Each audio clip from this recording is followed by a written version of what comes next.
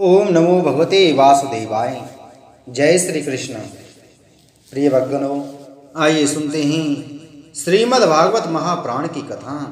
प्रिय भक्तगणों, आज की कथा में हम श्रवण करेंगे महाराज पृथु को सनक आदि का उपदेश। श्री मैत्रेय जी कहते हैं, जिस प्रकार प्रजाजन परम पराक्रमी पृथ्वी पाल पृथु की इस प्रकार प्रार्थना कर रहे थे, उसी समय वहां सूर्य के समान तेजस्वी 4 मुनीश्वर आए। राजा और उनके अनुचरों ने देखा तथा पहचान लिया कि वे सिद्धेश्वर अपनी दिव्य कांति से संपूर्ण लोकों को पाप निर्मुक्त करते हुए आकाश से उतरकर आ रहे हैं।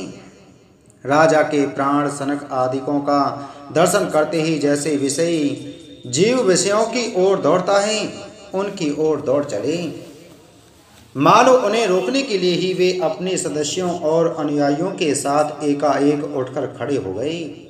जब वे मुनिगण अर्ध स्वीकार कर आसन पर विराज गए, तब शिष्टाग्रणी पृथु ने उनके गौरव से प्रभावित हो विनयवश गर्दन झुकाए हुए उनकी विधिवत पूजा की। फिर उनके चरणोदक को अपने सिर के बालों पर छिड़का।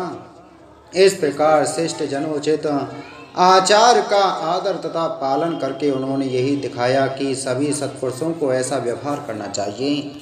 सनक आदि मुनीश्वर भगवान शंकर के भी अग्रज हैं। सोने के सिंहासन पर वे ऐसे सुशोभित हुए जैसे अपने अपने स्थानों पर अग्नि देवता। महाराज पृथु ने बड़ी श्रद्धा और संयम के साथ प्रेम पूर्वक उनसे कहा।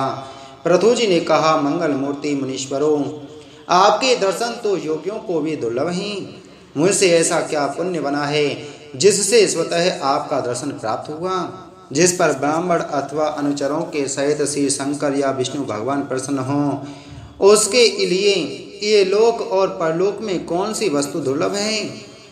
इस दृश्य प्रपंच के कारण महतत्व आदि यद्यपि सर्वगत हैं, तो भी वे सर्वसाक्षी आत्मा को नहीं देख सकते। इसी प्रकार यद्यपि आप समस्त लोकों में विचरते रहते हैं, तो भी अनधिकारी लोग आपको देख नहीं पाते। जिनके घरों में आप जैसे पूज्य पुरुष उनके जल तृण पृथ्वी गृह स्वामी अथवा सेवक आदि किसी अन्य पदार्थ को स्वीकार कर लेते हैं, वे गृहस्थ धनहीन होने पर भी धन्य हैं। जिन घरों में कभी भगवत भक्तों के परम पवित्र चरणोदक के छींटे नहीं पड़े, वे सब प्रकार की रिद्धि सिद्धियों से भरे होने पर भी ऐसे वृक्षों के समान हैं कि जिन पर सांप रहते हैं। मुनीश्वरों, आपका स्वागत है। आप लोग तो बाल्यावस्था से ही मुमुक्षुओं के मार्ग का अनुसरण करते हुए एकाग्र चित्त से ब्रह्मचर्य आदि महान व्रतों का बड़ी श्रद्धा पूर्वक आचरण कर रहे हैं। स्वामियों, हम लोग अपने कर्मों के वशीभूत होकर विपत्तियों के क्षेत्र रूप इस संसार में पड़े हुए केवल इंद्रिय संबंधी भोगों को ही परम पुरुषार्थ मान रहे हैं। सो क्या हमारे निस्तार का भी कोई उपाय है? आप लोगों से कुशल प्रश्न करना उचित नहीं है, क्योंकि आप निरंतर आत्मा में ही रमण करते हैं। आप में यह कुशल है और यह अकुशल है। इस प्रकार की वृत्तियां कभी होती ही नहीं। आप संसारानल से संतप्त जीवों के परम स्वद हैं। इसीलिए आप में विश्वास करके मैं यह पूछना चाहता हूं कि इस संसार में मनुष्य का किस प्रकार सुगमता से कल्याण हो सकता है। यह निश्चय है कि जो आत्मवान धीर पुरुषों में आत्मा रूप से प्रकाशित होते हैं और उपासकों के हृदय में अपने स्वरूप को प्रकट करने वाले हैं, वे अजन्मा भगवान नारायण ही अपने भक्तों पर कृपा करने के लिए आप जैसे सिद्ध पुरुषों के रूप में इस पृथ्वी पर विचरा करते हैं। श्री मैत्रेय जी कहते हैं, राजा पृथु के ये युक्ति युक्त गंभीर परिमित और मधुर वचन सुनकर श्री संत कुमार जी बड़े प्रसन्न हुए और कुछ मुस्कुराते हुए कहने लगे। श्री सनत कुमार जी ने कहा, महाराज, आपने सब कुछ जानते हुए भी समस्त प्राणियों के कल्याण की दृष्टि से बड़ी अच्छी बात पूछी है। सच है, साधु पुरुषों की बुद्धि ऐसी ही हुआ करती है। सत्पुरुषों का समागम श्रोता और वक्ता दोनों को ही अभिमत होता है, क्योंकि उनके प्रश्नोत्तर सभी का कल्याण करते हैं। राजन, श्री मधुसूदन भगवान के चरण कमलों के गुणानुवाद में अवश्य ही आपकी अविचल प्रीति है। हर किसी को इसका प्राप्त होना बहुत कठिन है और प्राप्त हो जाने पर यह हृदय के भीतर रहने वाले उस वासना रूप मल को सर्वथा नष्ट कर देती है, जो और किसी उपाय से जल्दी नहीं छूटता। शास्त्र जीवों के कल्याण के लिए भली भांति विचार करने वाले हैं। उनमें आत्मा से भिन्न देहादि के प्रति वैराग्य तथा अपने आत्म स्वरूप निर्गुण ब्रह्म में सुदृढ़ अनुराग होना, यही कल्याण का साधन निश्चित किया गया है। शास्त्रों का भी यही कहना है कि गुरु और शास्त्र के वचनों में विश्वास रखने से, भागवत धर्मों का आचरण करने से, तत्व जिज्ञासा से, ज्ञान योग की निष्ठा से, योगेश्वर श्री हरि की उपासना से, नित्य प्रति पुण्य कीर्ति श्री भगवान की पावन कथाओं को सुनने से, जो लोग धन और इंद्रियों के भोगों में ही रत हैं, उनकी गोष्ठी में प्रेम न रखने से, उन्हें प्रिय लगने वाले पदार्थों का आसक्ति पूर्वक संग्रह न करने से, भगवत गुणामृत का पान करने के सिवा अन्य समय आत्मा में ही संतुष्ट रहते हुए एकांत सेवन में प्रेम रखने से, किसी भी जीव को कष्ट न देने से, निर्वृति निष्ठा से, आत्महित का अनुसंधान करते रहने से, श्री हरि के पवित्र चरित्र रूप श्रेष्ठ अमृत का आस्वादन करने से, निष्काम भाव से, यम नियमों का पालन करने से, कभी किसी की निंदा न करने से,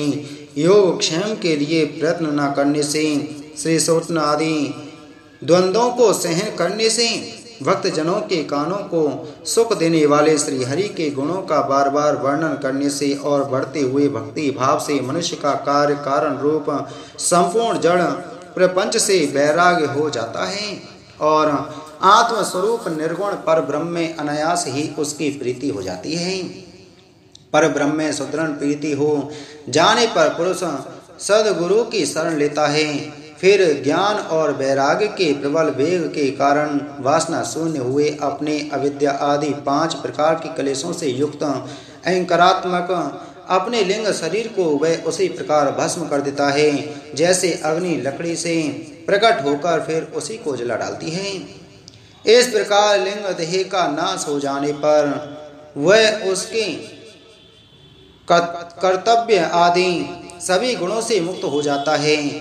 फिर तो जैसे स्वप्नावस्था में तरह तरह के पदार्थ देखने पर भी उससे जग पड़ने पर उनमें से कोई चीज दिखाई नहीं देती, उसी प्रकार वह पुरुष शरीर के बाहर दिखाई देने वाले घटपट आदि और भीतर अनुभव होने वाले सुख दुख आदि को भी नहीं देखता। इस स्थिति के प्राप्त होने से पहले ये पदार्थ ही जीवात्मा और परमात्मा के बीच में रहकर उनका भेद कर रहे थे। जब तक अंतःकरण रूप उपाधि रहती है तभी तक पुरुष को जीवात्मा इंद्रियों के विषय और इन दोनों का संबंध कराने वाले अहंकार का अनुभव होता है। इसके बाद नहीं।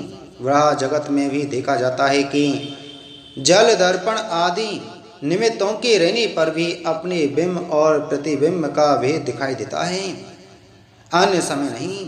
जो लोग विषय चिंतन में लगे रहते हैं उनकी इंद्रियां विषयों में फंस जाती हैं तथा मन को भी उन्हीं की ओर खींच ले जाती है। फिर तो जैसे जलाशय के तीर पर उगे हुए कुछ आदि अपनी जड़ों से उसका जल सींचते रहते हैं, उसी प्रकार वह इंद्रिय आसक्त मन बुद्धि की विचार शक्ति को क्रमशः लेता है।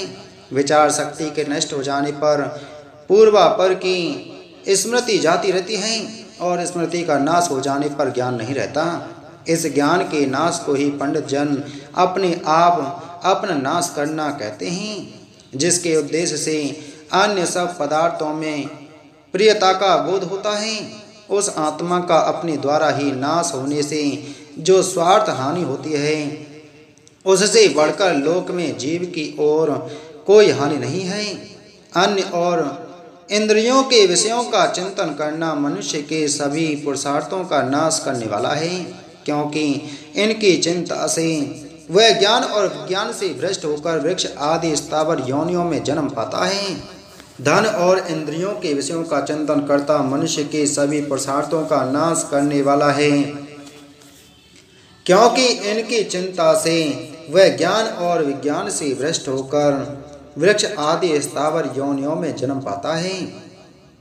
इसलिए जिसे अज्ञान अंधकार के पार होने की इच्छा हो, उस पुरुष को विषयों में आसक्ति कभी नहीं करनी चाहिए, क्योंकि यह धर्म, अर्थ, काम और मोक्ष की प्राप्ति में बड़ी बाधक है। इन 4 पुरुषार्थों में भी सबसे श्रेष्ठ मोक्ष ही माना जाता है, क्योंकि अन्य 3 पुरुषार्थ में सर्वदा काल का भय लगा रहता है। प्रकृति में गुणक्षोभ होने के बाद जितने भी उत्तम और अधम भाव पदार्थ प्रकट हुए हैं, उनमें कुशल से रह सके ऐसा कोई भी नहीं है। काल भगवान उन सभी के कुशलों को कुचलते रहते हैं। अतः राजन, जो भगवान देह, इंद्रिय, प्राण, बुद्धि और अहंकार से आवृत सभी स्थावर जंगम प्राणियों के हृदयों में जीव के नियामक अंतर्यामी आत्मा रूप से सर्वत्र साक्षात प्रकाशित हो रहे हैं, तुम वह मैं ही हूँ ऐसा जानो।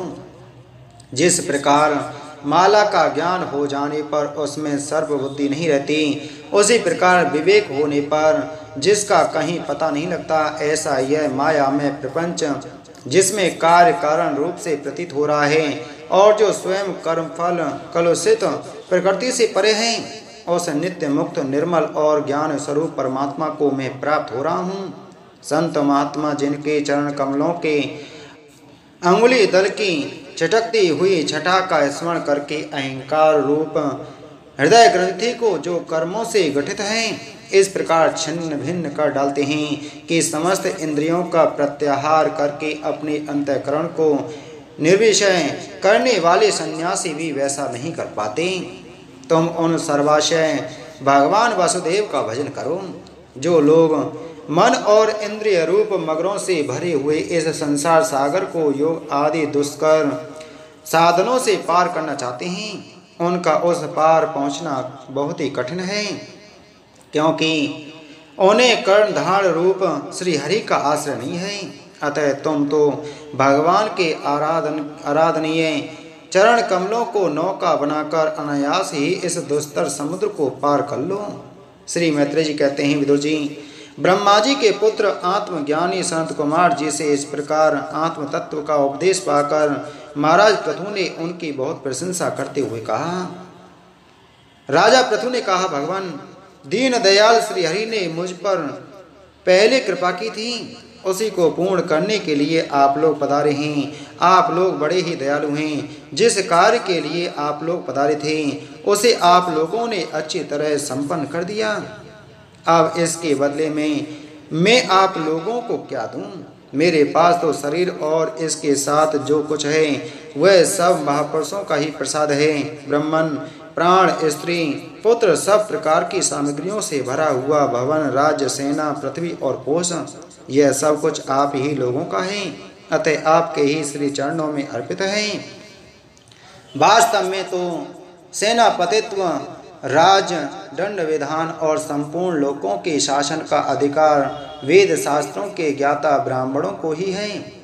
ब्राह्मण अपना ही खाता है, अपना ही पहनता है और अपनी ही वस्तु दान देता है। दूसरे क्षत्रिय आदि तो उसी की कृपा से अन्न खाने को पाते हैं। आप लोग वेद के पारगामी हैं। आपने अध्यात्म तत्व का विचार करके हमें निश्चित रूप से समझा दिया है कि भगवान के प्रति इस प्रकार की अवेद भक्ति ही उनकी उपलब्धि का प्रधान साधक है। आप लोग परम कृपालु हैं, अतः अपने इस दीनोद्वार रूप कर्म से ही सर्वदा संतुष्ट रहें। आपके इस उपकार का बदला कोई क्या दे सकता है? उसके लिए प्रयत्न करना भी अपनी हंसी कराना ही है।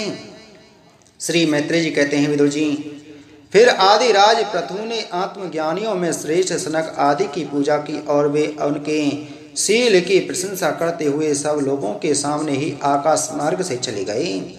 महात्माओं में अग्रगण्य महाराज पृथु उनसे आत्मोपदेश पाकर चित्त की एकाग्रता से आत्मा में ही स्थित रहने के कारण अपने को कृत्य सा अनुभव करने लगे।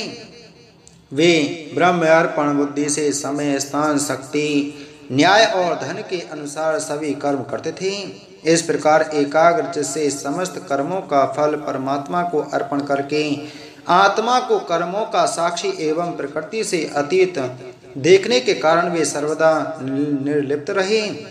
जिस प्रकार सूर्य देव सर्वत्र प्रकाश करने पर वे वस्तुओं के गुण दोष से निर्लिप्त रहते हैं, उसी प्रकार सार्वभौम साम्राज्य लक्ष्मी से संपन्न और गृहस्थाश्रम में रहते हुए भी अहंकार शून्य होने के कारण वे इंद्रियों के विषयों में आसक्त नहीं हुए। इस प्रकार आत्मनिष्ठा में स्थित होकर सभी कर्तव्य कर्मों का यथोचित रीति से अनुष्ठान करते हुए उन्होंने अपनी भार्या अर्ची के गर्भ से अपने अनुरूप 5 पुत्र उत्पन्न किए। उनके नाम विजिताश्व, धूम्रकेश, हैरक्ष, द्रविण और वृक्क थे। महाराज क्रतु भगवान के अंश थे। वे समय समय पर जब जब आवश्यक होता था जगत के प्राणियों की रक्षा के लिए अकेले ही समस्त लोकपालों के गुण धारण कर लिया करते थे। अपने उदार मन, प्रिय और हितकर वचन, मनोहर मूर्ति और सौम्य गुणों के द्वारा प्रजा का रंजन करते रहने से दूसरे चंद्रमा के समान उनका राजा यह नाम सार्थक हुआ। सूर्य जिस प्रकार गर्मी में पृथ्वी का जल खींचकर वर्षा काल में उसे पुनः पृथ्वी पर वर्षा देता है तथा अपनी किरणों से सबको ताप पहुंचाता है, उसी प्रकार वे कर रूप से प्रजा का धन लेकर उसे दुष्काल आदि के समय मुक्त हस्त से प्रजा के हित में लगा देते थे तथा सब पर अपना प्रभाव जमाए रखते थे। वे तेज में अग्नि के समान दुर्धर्ष, इंद्र के समान अजेय, पृथ्वी के समान क्षमाशील और स्वर्ग के समान मनुष्यों की समस्त कामनाएं पूर्ण करने वाले थे। समय समय पर प्रजाजनों को तृप्त करने के लिए वे मेघ के समान उनके अभीष्ट अर्थों को खुले हाथ से लुटाते रहते थे। वे समुद्र के समान गंभीर और पर्वतराज सुमेरु के समान धैर्यवान भी थे। महाराज पृथु दुष्टों के दमन करने में यमराज के समान, आश्चर्यपूर्ण वस्तुओं के संग्रह में हिमालय के समान, कोष की समृद्धि करने में कुबेर के समान और धन को छिपाने में वरुण के समान थे। शारीरिक बल, इंद्रियों की पटुता तथा पराक्रम में सर्वत्र गतिशील वायु के समान और तेज की असह्यता में भगवान शंकर के समान थे। सौंदर्य में कामदेव के समान, उत्साह में सिंह के समान, वात्सल्य में मनु के समान और मनुष्यों के आधिपत्य में सर्वसमर्थ ब्रह्मा जी के समान थे। ब्रह्म विचार में बृहस्पति, इंद्रियजय में साक्षात श्री हरि तथा गौ ब्राह्मण गुरुजन एवं भगवत भक्तों की भक्ति, लज्जा, विनयशील एवं परोपकार आदि गुणों में अपने ही समान अनुपम थे। लोग त्रैलोकी में सर्वत्र उच्च स्वर से उनकी कीर्ति का गान करते थे। इससे वे स्त्रियों तक के कानों में वैसे ही प्रवेश पाए हुए थे जैसे सत्पुरुषों के हृदय में श्री राम। इति श्रीमद्भागवते महापुराणे परमहंस संहिताया चतुर्थ स्कंदे पृथुचरित्रे द्वाविंशो अध्याय संपूर्णम्। बोलो श्रीमद्भागवत महापुराणे की जय। बोलो श्री कृष्णचंद्र भगवान की जय।